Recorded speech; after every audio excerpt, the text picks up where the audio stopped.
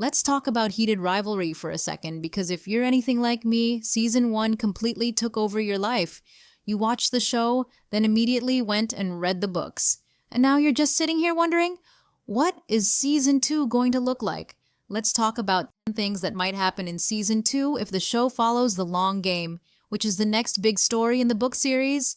But before we get into it, quick spoiler warning, we are going to talk about plot points from the long game and other books in the series, so if you want to go into Season 2 completely in the dark, this is your chance to click away. But if you're like me and need to know everything and talk it through with someone, let's get into it. One thing that some people might not realize is that Season 1 actually covered the first 2 books in the Game Changer series. Each book focuses on a different couple. Book 1 tells the story of Scott and Kip, and as you probably already know, Book 2 gives us Ilya and Shane. Scott and Kip's story might be brief in the series, but the impact it had on us was devastating, in a good way. If you didn't cry at least a couple of times during the episode 5 ending, did you even watch? This progression style means Season 2 could go in a few different directions. The director could adapt multiple books again, focusing mostly on the long game, or even split the story into multiple seasons. Right now, we honestly don't know. But if the story follows the same recipe, these are some moments fans are almost guaranteed to be waiting for. Scott and Kip's wedding. In the first season of Heated Rivalry, the show changed the timeline of Scott and Kip's relationship, making it a longer affair than it originally was in the books.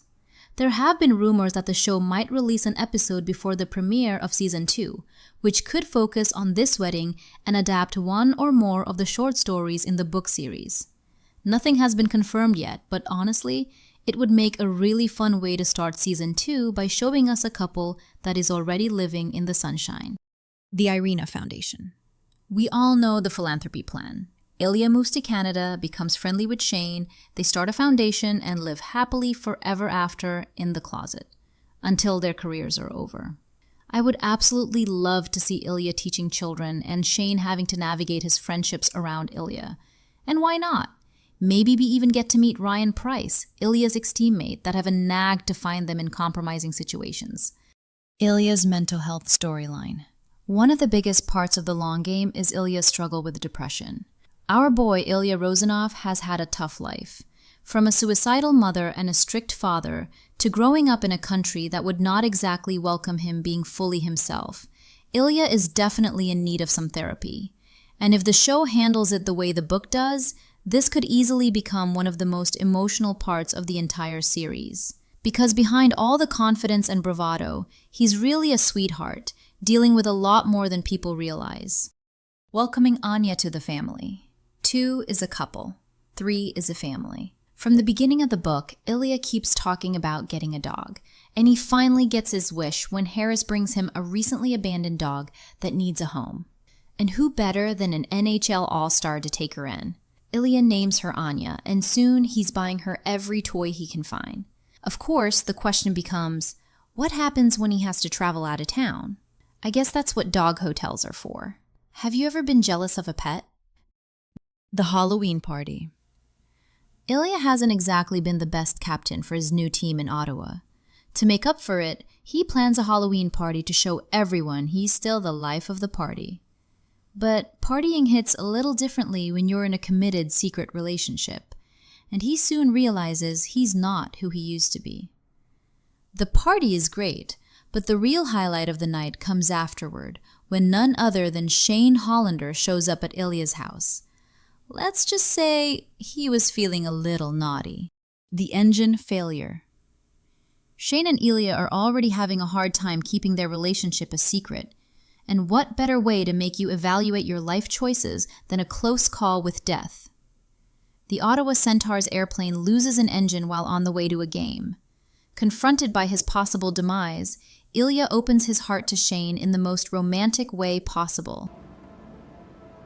You like to melt? Through an Instagram DM. NHL schedules, travel, and media attention all put pressure on a secret romance. But none of that really matters when you realize you could lose the love of your life at any second. Get your ass to the Myland, baby. My buddy François the chef, you remember him? JJ and Shane's friendship. We've already seen Jean-Jacques JJ Boisio as a lovable friend who likes to push Shane out of his comfort zone.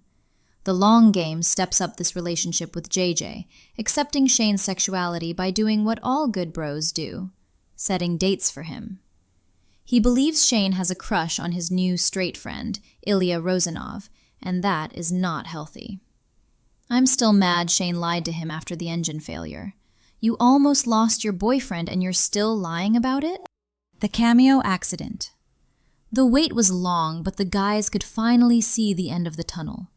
Just as Ilya and Shane are planning their coming out strategy, things go sideways when they are recorded sharing a more than friendly kiss through Hayden Pike's latest money-making venture, cameo videos.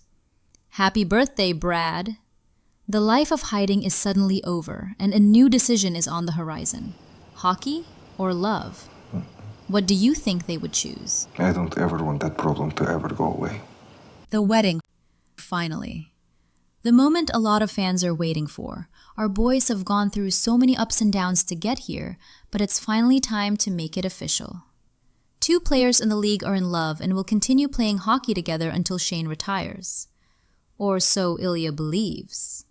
If the show follows the book closely, this becomes one of the most emotional payoffs in the entire series. Although I still don't understand why they don't have chairs at the ceremony, it still baffles me. It is time to shine bright like a diamond. When is Season 2 coming out?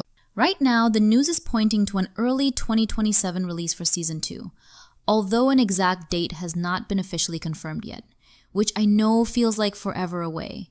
But hopefully that means the creators are taking their time to do the story right. But I'm curious what you think. What scenes are you most excited to see in Season 2?